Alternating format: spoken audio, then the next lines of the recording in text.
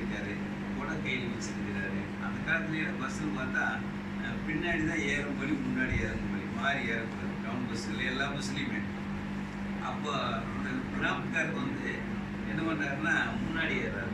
Conductor பின்னாடி ஏறியா இவர் பின்னாடி போய் ஏணியில் ஏறிக்கிறார். பின்னாடி சொன்னார் என்ன ஏற சொன்னாலும் காணான்னு பார்த்தா அவர் பின்னாடி ஏணியில் ஏறிட்டார். இறங்கி வந்து உள்ளே ஏறி அப்படின்னு உள்ளே வர்றாரு.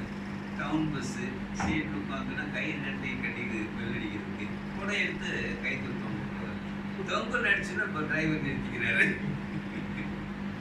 கண்டக்டருடைய கொடை இதில் கொண்டு வந்து வச்சிருக்கீங்க அப்படின்னா இந்த நேரத்தில் இழுத்து இந்த கொடை இழுக்க மாட்டேங்குது, இந்த கொடைக்கு இழுக்க மாட்டேங்குது அப்படிங்கிறாரு. அப்போ எதுக்குன்னா அதாவது ட்ரெயின் போயிட்டு இருந்தாங்க. ட்ரெயினில் வந்து ஆந்திராவுக்குள்ள போகிற ட்ரெயின் போயிட்டு இருக்கும்போது எதுக்கானவங்கிட்ட வந்து ஒரு இடத்துக்கு போகணும்னா அவன் தமிழ் ஸ்டேஷன் எதுன்னு தெரியல. அதனால் இது என்ன ஸ்டேஷன் அப்படின்னு கேட்குறாரு. தமிழ் ஏவண்டி அப்படிங்கிறாரு அவர் தெலுங்குல. ஓ ஏவன் ஸ்டேஷன் தெரியுது, ஏவன் ஸ்டேஷன் தெரியுதுன்னு பேச போகிறார். அடுத்த ஸ்டேஷன்லையும் போய் நிற்குது. என்னோட இது என்ன ஸ்டேஷன் மறுபடியும் ஏவண்டியே இருக்காரு. அவர் தமிழ் புரியுதாச்சா ஏவண்டி இது ரெண்டாவது ஏவண்டியா தெரியுதுன்னு நினைச்சிட்டாரு. மூணாவது ஒரு ஸ்டேஷன் போறோன்னு மறுபடியும் இது என்ன ஸ்டேஷன் ஏவண்டின்னு சொன்னா அவர் கோபம் கை ஓங்கி இருக்காரு. கொட்டை தண்டி கொட்டை தண்டி அடிக்க வேண்டாம். கொட்டை தண்ணி இது அப்பவே சொல்லி இருக்க மாட்டேங்கிறாரு கொட்டை ஸ்டேஷன் அப்படின்னு. எதுக்கானா இது மாதிரி நிறைய நகைச்சுவை ஜோக்குகள் வந்து நம்ம தெரிஞ்சு வச்சிட்டோம்னா ஒரு கிளைண்ட் கிட்ட பேசும்போது ஏதாவது ஒரு விதத்தில் ஒரு விவசாயத்தை பற்றி பேசினா அவர்கிட்ட விவசாயத்தை பற்றி நம்ம தெரிஞ்சுக்கணும். இந்தியாவில் 430 ஏக்கரா இருக்குது, 214 ஏக்கரா நஞ்சை, 204 ஏக்கரா புஞ்சை, எவ்வளோ விவசாயத்துக்கு என்ன முடியாது, கரும்பு விளைஞ்சா கரும்பு வழியில் சர்க்கரை வழி இருக்குது, கடலை போட்டால் கடலைக்கு வழியில் கடலைக்கு வழி இருக்குது. அதே மாதிரி ஒவ்வொரு பருத்தி போட்ட பருத்தி வழியில் துணி வழி இருக்குது, முதலாளி உற்பத்தி பண்ணுறது விலை இருக்குது, நீங்கள் உற்பத்தி பண்ணுறது விலை இல்லை. இதை மாறுறதுக்காக உங்கள் விலை வரல வரும்போது ஏதோ கொஞ்சம் கொஞ்சமாக ஒதுக்கி வச்சுங்க. ஏன்னா டாட்டா பெரிய முதலாளிகள் உற்பத்தி பண்ணுறதுக்கு டாட்டா பிர்லா கோயங்கா சிங்கானியா டாபியா ஜெயின் திருவசர் அந்த மாதிரி பணக்காரர் தான் வெள்ளை நிர்ணயம் பண்ணுறது. உங்களுக்கு காலியாட்டா மாரியாட்டா இவங்க தான் உங்களுக்கு மாதிரியான விவசாயம் இருக்கிறாரு. உங்களுக்கு நிர்ணயம் பண்ணுறது இடைத்தரங்க, அவங்களுக்கு நிர்ணயம் பண்ணுறது முதலாளி. அப்போ இவங்க என்னென்ன நல்லா விளைஞ்ச கிடா வெட்டுறேன், அனுகுதியை விளைஞ்ச சேவல் வெட்டுறேன், ஒன்று வழியில் மூட்டை அடிச்சுட்டு நடந்தே வர்றேன். இந்த விவசாயம் கிட்டத்தட்ட 100 நாளைக்கு மேலே டெல்லியில் போகிறாங்க. எவ்வளோ கஷ்டப்படுறாங்க, எவ்வளோ நினைச்சு கொடுக்குறாங்க, உழைப்பு கொடுக்குறாங்க.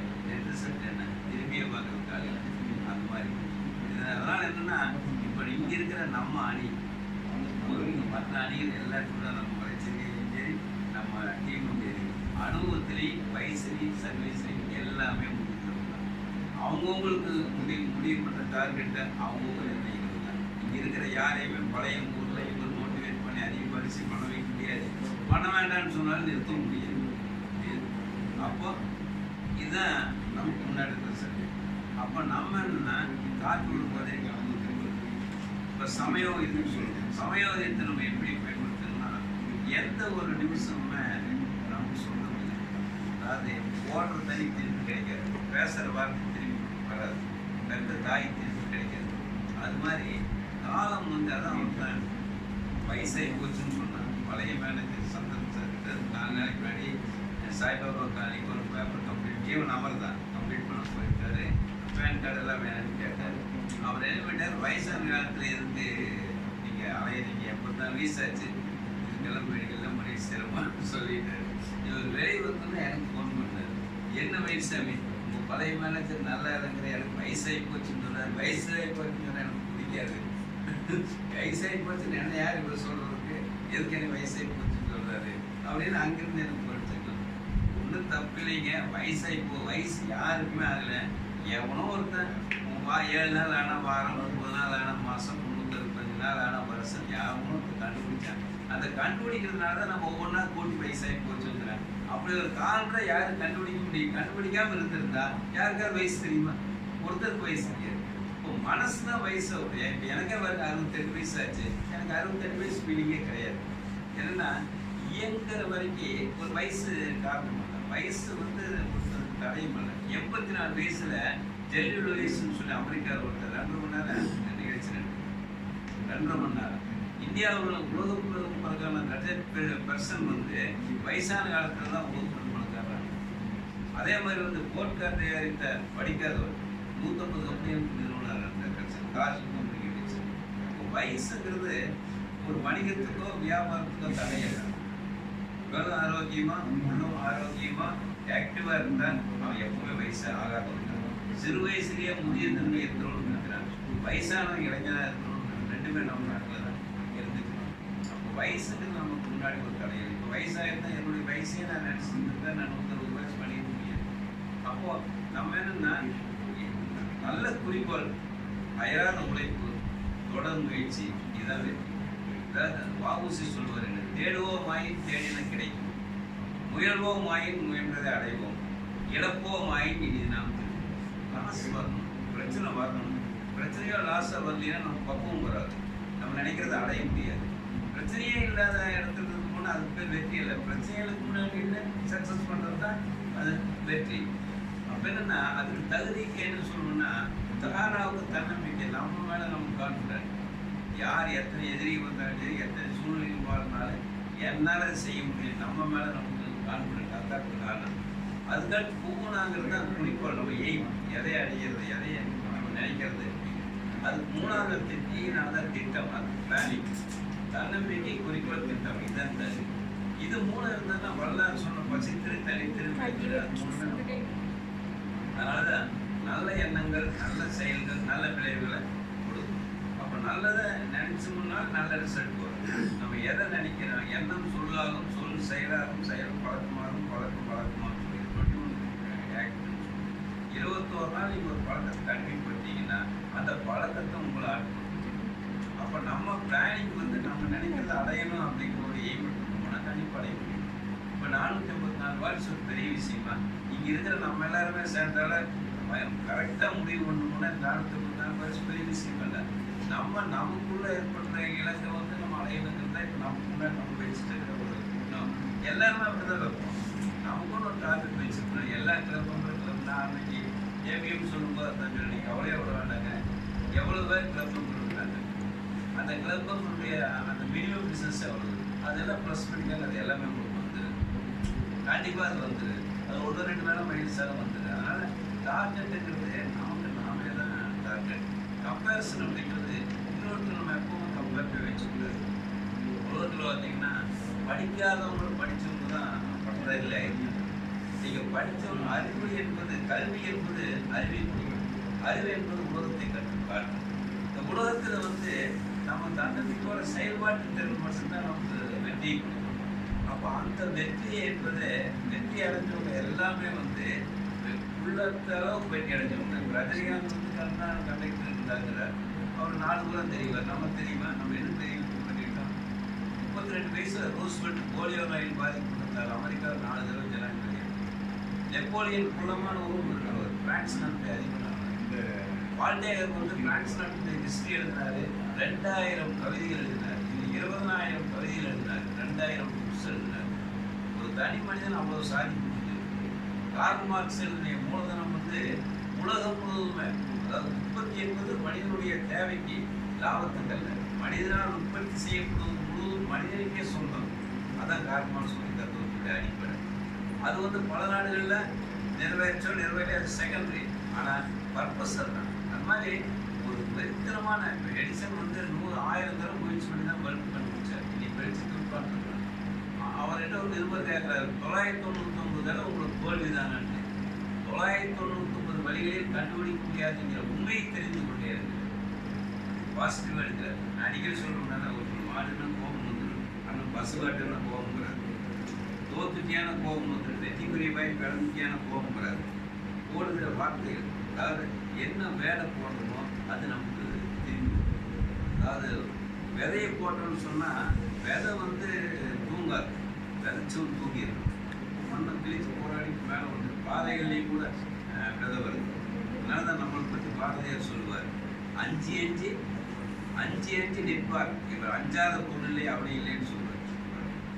1917-18 அந்த காலங்கள்லயே அவர் என்ன சொன்னாரு, அதாவது ஆகாயம் எழுந்ததுமா யுக புரட்சி நவம்பர் 7, 1917 விடுதலை சோவியத்தினாலே தமிழ்நாட்டில் பாரதியார் எழுதுகிறார்.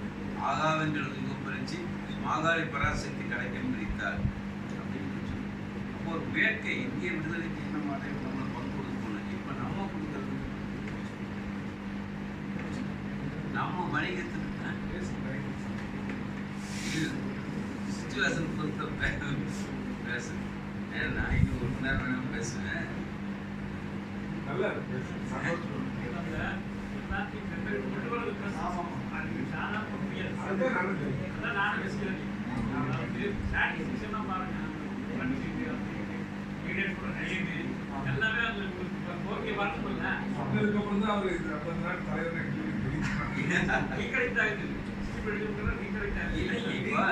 நீங்க சைனாவை பத்தி சொல்ல சொன்னீங்கன்னா, சைனாவில் வந்து மாசேத்துக்கு தான் ஃபர்ஸ்ட். மாசேத்துக்கு அடுத்து சோயன்லாய் கடுத்து சூட்டே கடுத்து லிம்பியா கடுத்து குவாகரபன் டெங்சியாபிங் சோயன்லாய் லைனாக வருவாங்க. நான் இப்போ பாகிஸ்தானே சின்னா அயூப் கான் ஜாகியா கான் பூட்டோ பெனாசிர் பூட்டோ முஷ்ரப் லைனா. இப்போ பங்களாதேஷா முஜிபுர் ரஹ்மான் ஜியாவுர் ரஹ்மான்.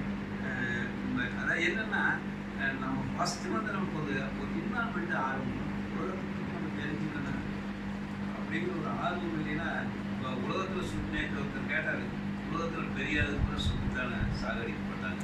ஆனால் அமெரிக்காவில் கெனடி சுட்டுக் கொல்லப்பட்டார், சிலியில் அரஞ்சா சுட்டுக் கொல்லப்பட்டார், நெப்போலியன் சுட்டுக் கொல்லப்பட்டார், இந்திராகாந்தி சுட்டுக் கொல்லப்பட்டார், வரிசையாக சொன்ன முஜிபுர் ரஹ்மான் சுட்டுக் கொல்லப்பட்டார்.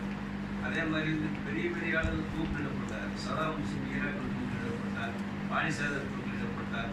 நிறைய ஈரானில் சாமன், கியூபாவில் வியட்நாம், போஸ்ட் பிடல் காஸ்ட்ரோ, கியூபாவில் இது மாதிரி சேகுவேரா நிறைய. அது சொல்லும்போது நம்ம பிஸ்னஸ் வாங்குறதுக்கு மக்கள் நெருங்கி வந்து இது ஒன்று அவருக்கு நம்ம விளம்பரப்படுத்திக்கிறது சொல்றதில்ல.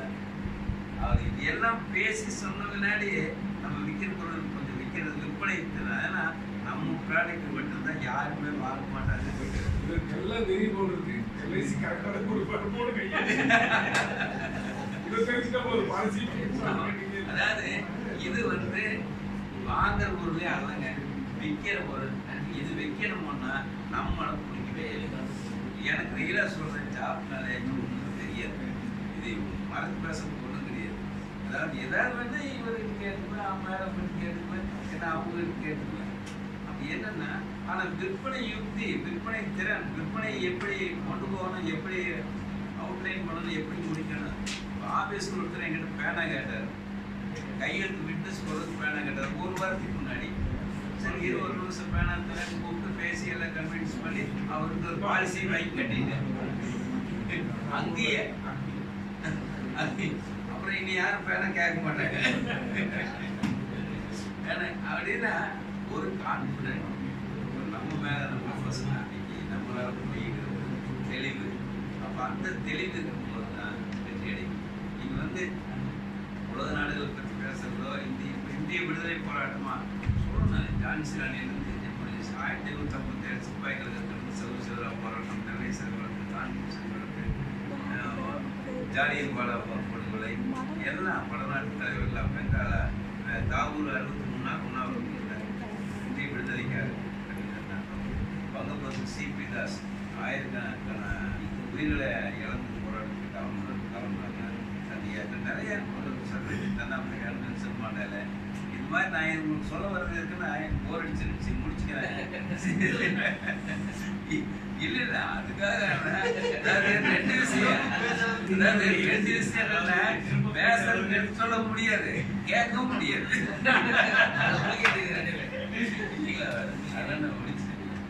அதனால என்னன்னா நம்ம எல்லாமே ஒன்றும் விவரம் தெரியாதவங்கல்ல. எனக்கு ஏதோ விவரம் தெரியும்னு காட்டிக்கிறதுக்காக தயவு செஞ்சு நான் இன்னைக்கு பேசல.